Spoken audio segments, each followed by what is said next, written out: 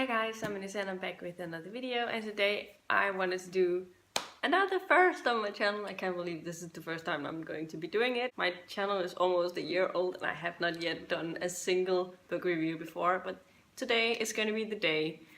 And I'm going to be reviewing Six of Crows by Leigh Bardugo, the first book in the Six of Crows trilogy. The Six of Crows it's set in the Grisha-verse, Grisha universe, and you don't necessarily have to have read the Grisha trilogy to read this, but I think there's some things that you definitely get out of having read that book. But getting into the subject of this particular book, this follows, first of all, it follows Cass, who gets a sort of mission to break this person out of prison, a sort of rescue mission, and if he does that, he'll get a really big amount of money from someone if he does this. So he takes up the job and he finds some people that he thinks that he can trust in order to help him get through this mission, and he will split the winnings with them.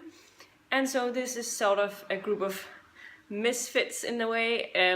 They all have had a pretty troubled childhood, and they have their own problems that they are dealing with, but as a group they work for the most part really great together. But definitely there's a lot of background stories. But yeah, this is basically, it's branded as a heist story where they have to rescue this person out of prison. This is basically the premise of this book. For me, this book was a little slow to get into. I don't feel like the writing style was fast-paced at all.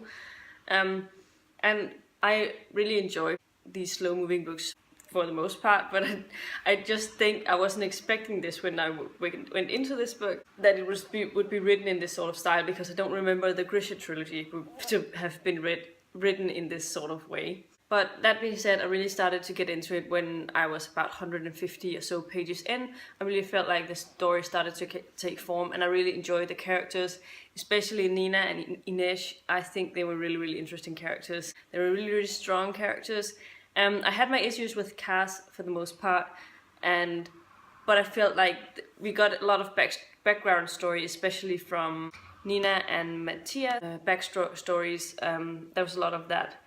And Matthias, I'm not sure, I don't know if I'm pronouncing this correctly, but Matthias is a pretty common name in Denmark, and this is how we would pronounce it. We won't be pronouncing like Matthias, like Matthew or something. We'll be saying Matthias. And so that's why I'm calling him Matthias. That was a side note.